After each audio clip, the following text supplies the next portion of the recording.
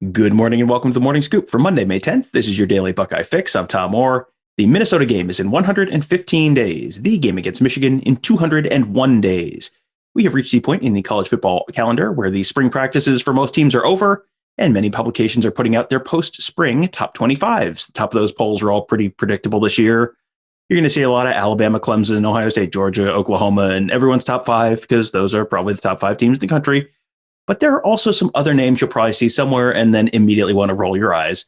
There are certain programs who always seem to look their absolute best right about this time of the year. I just wrote about the 10 most overrated programs in college football history over the past 30 plus years. That's an article that'll be going up a little later on today at buckeyescoop.com. And before it goes up, I wanted to bring on Tony Gerdeman to talk about some of those programs. Tony, welcome to the show. Thank you very much, Tom. You know, it's getting to be that point where you start thinking about the rankings and everything.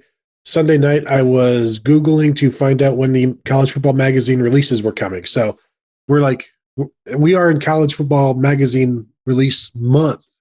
Later this month, we'll see the first one come out. And that's really maybe that's like the first day of summer as we get into the eventual waiting for college football season to start. I called in the article, and I don't want to spoil everything, but I will tell you, I called it was like the first robin of spring. Like, this is the first robin of spring of the college football season. It's like, okay, you see, you have the way too early top 25s in January. It's like, okay, those you ignore those. You can go through signing day, and you go through spring practice, and then it's like, okay, this is the first little sign that yes, college football will indeed come back. So let's just set some ground rules here first. This is not like my hot take click through my slideshow list. This is actually compiled from Stassen.com, Stassen.com. They have been tracking consensus preseason and postseason rankings since 1989. So each year you get a score for your program. So if you start the year ranked 10th and finish at 20th, that's a minus 10. If you start 20th and you finish 5th, that's a plus 15. So the worst you can possibly do is a minus 25 for 1 year. That's going from preseason number 1 to unranked. Yes, there is a team on the list who did that. We'll be talking about them in a little bit. I can't wait. It's one of my favorite college football disasters to discuss. So my theory for today's show is that if we are just going to do the top 5, I wrote about the top 10. We're just going to do the top 5. My theory is it will take 6 guesses or fewer for Tony to nail the top 5 teams. So Tony, I'm being extremely generous in giving you one freebie. So, all right, no pressure. But if you miss this, it'd be super embarrassing for you as a college football expert. So Tony, let's start. Give me the top 5 most overrated teams since 1989 as just programs on the whole over that time span. Give me your first answer. I would prefer to have a list of like all of the teams just so I am not forgetting some obvious ones. I know for a fact, in my opinion at least, Tennessee has to be up there because Tennessee, for me, is the one where as soon as you see them, for whatever reason, the AP is like, yeah, they're number 10 or they're number 15. You're like, why? You know they're not going to end up ranked. They may go to a bowl game. They certainly don't deserve to be number 15 in the nation. So I'll go with Tennessee as one of those. Well, the good news is I did give you one free miss. So the bad news is you've just used it. Tennessee is a top 10 team. Tennessee is number 10 in the country. Where Tennessee's going to get you is if you start the year unranked and you finish the year unranked, that's a 0. So you're not getting any minus points. So Tennessee was top 5, probably 2008. Tennessee, I'm sure, was top 5. Then they went 2008, 2009, 2010, 2011, 2012, and then 2017, 2018, 2019. All of those years, they were unranked preseason and postseason. Okay. So they've had last year they were 23rd, I think, preseason, 24th preseason. So they got a -2. They've had a couple minuses recently, but they have basically not been in the top 10 or the top 20, preseason or postseason since like 2013. So, okay. All right, they are bad. They are not the most bad. It reminds me of the time in kindergarten in the first grade where teachers going around asking everybody, okay, give me a vowel. And I said, why? Because I was a smart kid. So I went, why? And she looked at me. And she's like, no, give me another one. And I said W, because W also sometimes is a vowel, because I wanted her to know, like, I am on your level. Trust me, Tom, back in the 80s it was. So I'm going to go with that was what that was. That was the Tennessee one. So let me just get back on the winning side of things and go with Texas for sure. Yes. Okay, cool. Hook 'em. You have gotten the number one team, the most overrated team in all the land, the Texas Longhorns. Yeah, they are just a consistent disaster, which is, I mean, it's impressive how consistently they've been a disaster. They let's see, last year they were minus 5.5, started 13 and 13 tied and finished 19th. Minus 15 in 2019, minus 4 in 2017, minus 6 in 2014, minus 17 in 2013, minus 10 in 2012, minus 20 in 2011. Oof. It has been, yeah, they have finished better than they were preseason ranked once since 2008. So you remember the season when they went to the national championship game against Alabama, and then Case McCoy got hurt on like the second play of the game, and they threw Garrett Gilbert in the game. Yeah, since that happened, they have finished the season ranked higher than they started it just once. Yeah, it was when I tell you that these are the teams that everyone kind of rolls their eyes about. It's like, yes, yep, Texas is back. No, Texas is never back. And I will tell you the genesis of this article. The reason I thought about it was Matt Hinton, who you may remember as Dr. Saturday from years ago. He's one of the very smart college football writers. He tweeted recently that the Texas is overrated every year meme is like, it's funny, but also it's not really true. And I was like, I don't think that's right. I think it actually is true. And I went and looked it up, and it was like, yes, it is. It is in fact more true than literally anyone else that you could call overrated. Texas is back at the top, but only of the list they would not want to be on the top of. So well done. Okay, cool. Hook 'em. Maybe things will change with Sark. Probably not. Tony, your next guess. The next guess, it is also like a free space. It's the Michigan Wolverines. Because Tony, yes, yeah, Tony, yeah, go ahead. No, go ahead. I'll let you expand on that first. well, I just think we know that. I mean, this has been the case this predates Jim Harbaugh. This predates Brady Hoke. You can take this back all the way to 1989, and I think the only reason they maybe aren't number one is because the Rich Rod years where they weren't ranked for a while, and so that doesn't count against them. So I'm going to say Michigan is up there pretty high. Michigan is up there pretty high. They are number 4. Okay. They are, and the thing that is saving them is, as you guessed, the Rich Rod years. There were 3 straight years of not ranked preseason, not ranked postseason, so that just nets out of 0. They have had a couple like real positive years. The first year of Brady Hoke, they were a plus 14. That was the year they kind of came out of nowhere, and everything fell their way. And Ohio State and Penn State both had once in a lifetime scandals, and completely fell apart, and they got every fumble bounce they possibly could all season long and parlayed it into a Sugar Bowl that they just barely scraped by against Virginia Tech. And then Jim Harbaugh's first season, they were a plus 14 that year as well, in the 2015 season.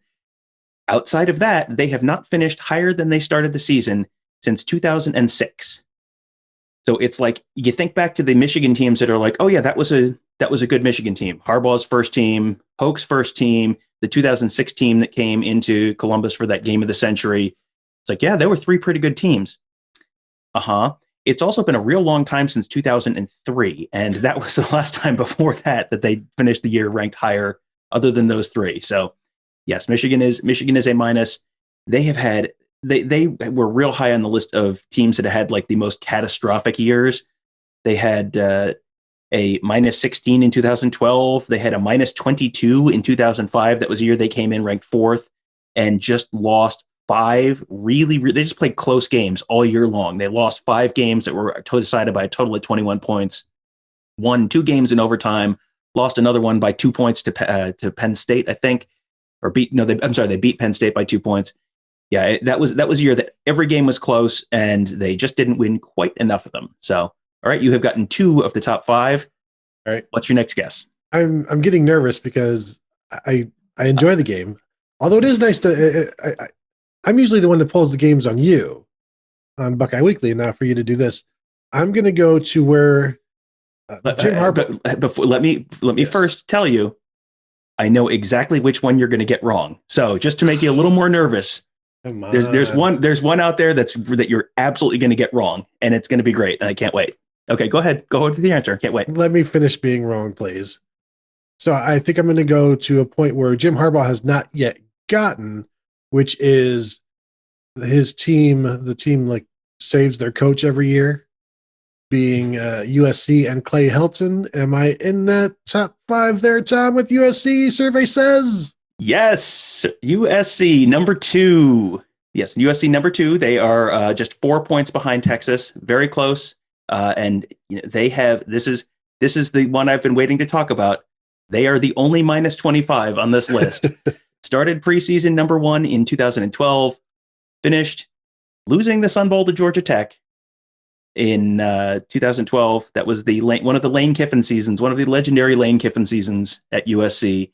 Lost the Sun Bowl 21-7 to Paul Johnson, who could not have been more delighted to kick Lane Kiffin's face in. And he may not have been the only one who kicked Lane Kiffin's face in. That was the Sun Bowl where Lane Kiffin wore a dark hood over his head and dark sunglasses over his face. And there have been long time reports that Lane Kiffin may have been involved in some kind of an altercation in the locker room, and maybe had a black eye, maybe had a scratch or a cut on his face, and that's why he was bundled up like he was on Hoth or something. So yes, that is the great minus 25 USC team. But there were a few others. They've had they missed pretty badly in 2018. They missed pretty badly in 2015. They missed pretty badly in 2010, 2009. I mean, it has been, you go through and they were real bad at the start of this. Then they were really good under Pete Carroll for a while, and then they got really bad again. So yes, they have really fallen apart. And yes, not surprising. The biggest thing they have going, they had an okay year last year. They finished okay last year, but yeah, the biggest thing they have going for them is they're generally not ranked super highly right now. So that kind of keeps the potential downside here low. So I've got 3, right? And I need 2 more. You have Texas, you have USC, and you have Michigan. I've got 3 in mind, which concerns me because they can't all be right. And in fact, they're probably mostly wrong, and wrong for different reasons.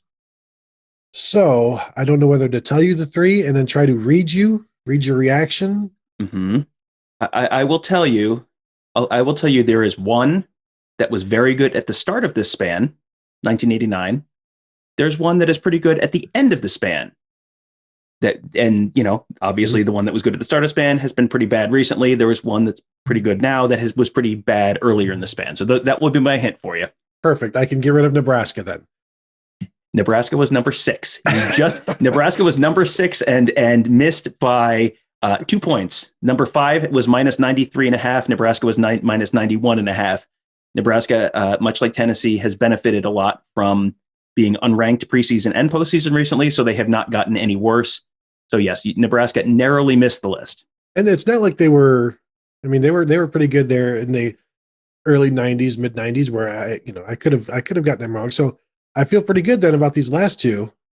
Even though I could see the smile and the smirk coming around your face. So next one, I'll go Florida State. You got it, Florida State. Oh man, this is going to be great. We're going to we didn't plan this out. This is just setting up perfectly for you to get the last one wrong, because I know which one you're going to get wrong, and I can't wait for it. But yes, let's talk for a moment about Florida State. Yes, 3rd worst in the nation, minus 118.5 overall. They have been, a lot of the ones recently, have not been so bad.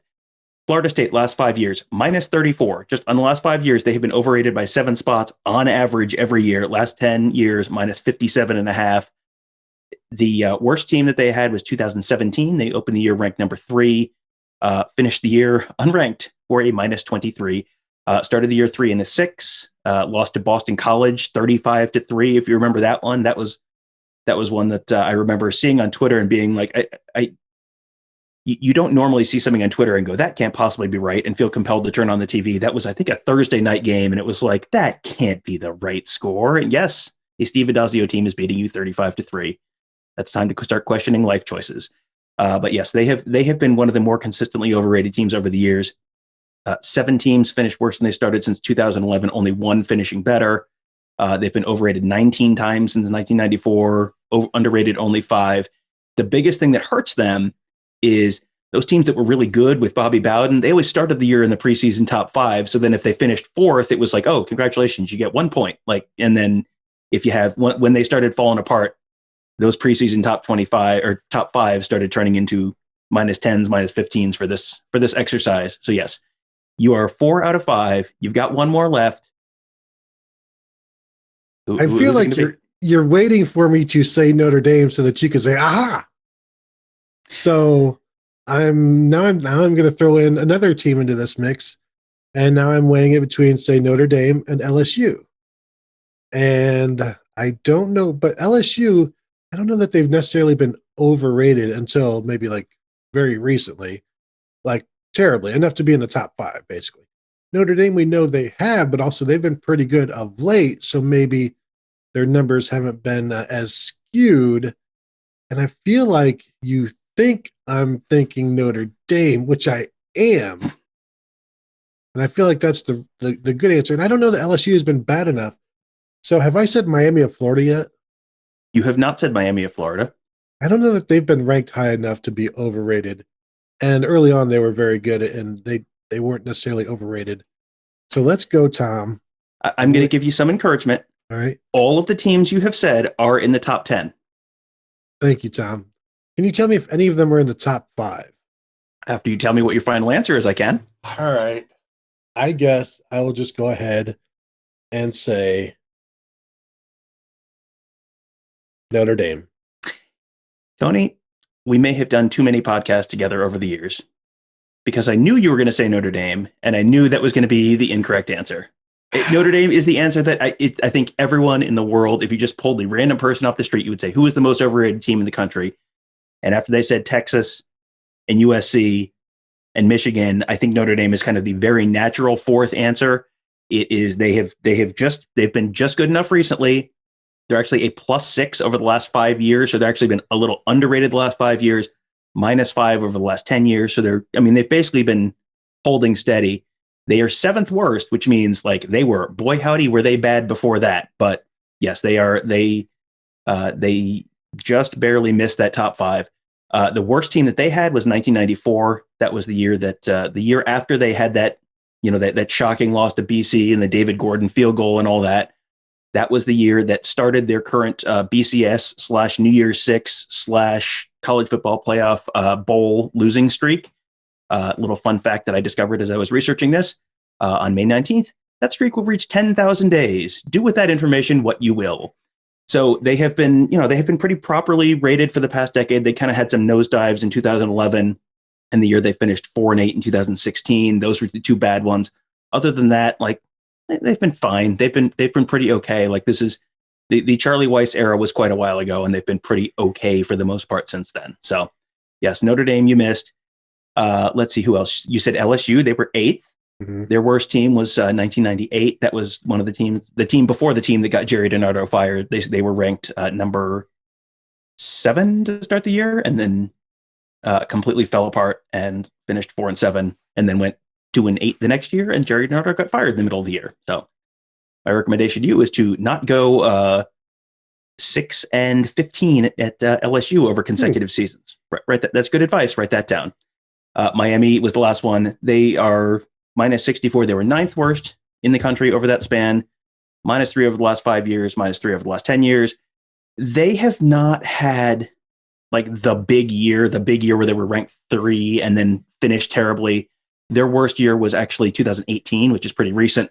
They were ranked 10 preseason and then went 7-6. That was the year they played Wisconsin in the Pinstripe Bowl and looked like they wanted to be literally anywhere else on earth, and lost that game 35-3.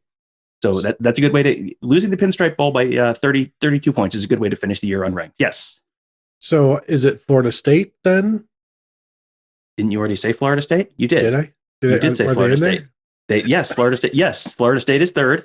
Yes. So we have Texas, USC, Florida State, and Michigan.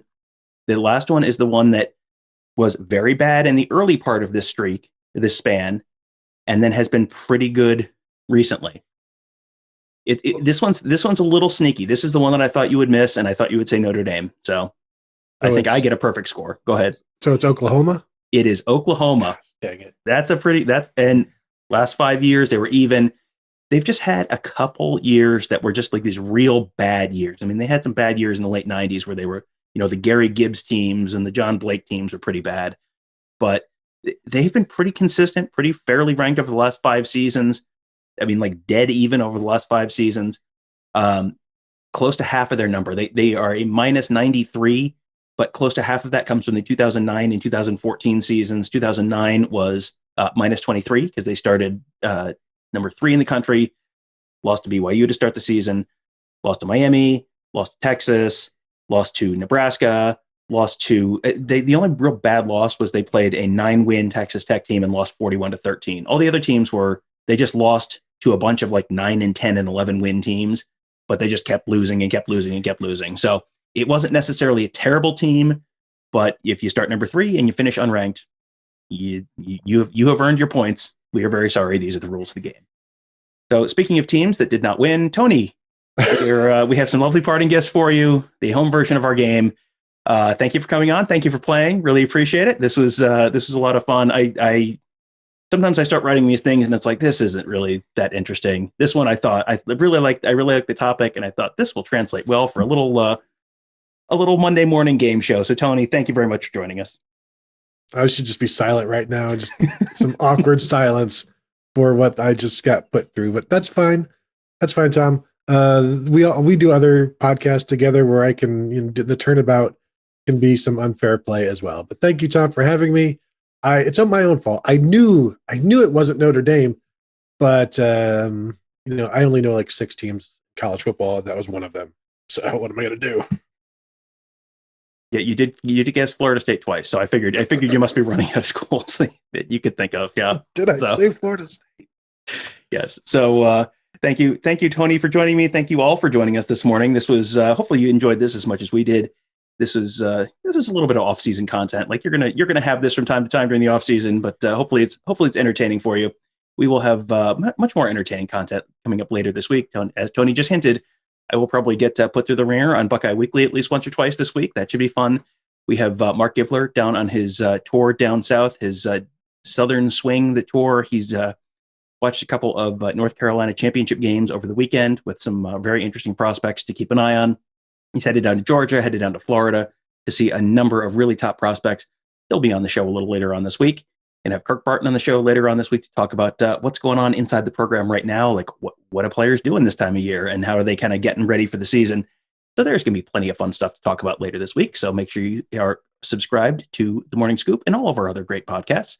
They're on Apple Podcasts, Google Podcasts, SoundCloud, Spreaker, Spotify. You can also find them on YouTube on our youtube.com/Buckeye Scoop channel. All you have to do is hit subscribe right there, and then you get notified every time we put up a new video. And finally, BuckeyeScoop.com.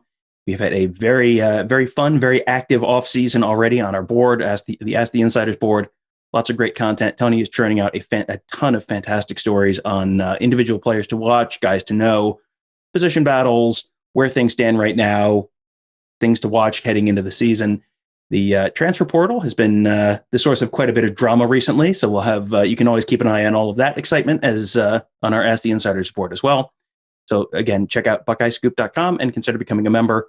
The price is like, instead of going through the drive-through coffee place a couple times this month, just make coffee at home and then become a member of BuckeyeScoop.com. You will enjoy it. You will have a great time. You will learn a lot more than you know right now, and you'll be ready when the season does start. Thank you guys all for joining us. Have a great day. We will talk to you tomorrow.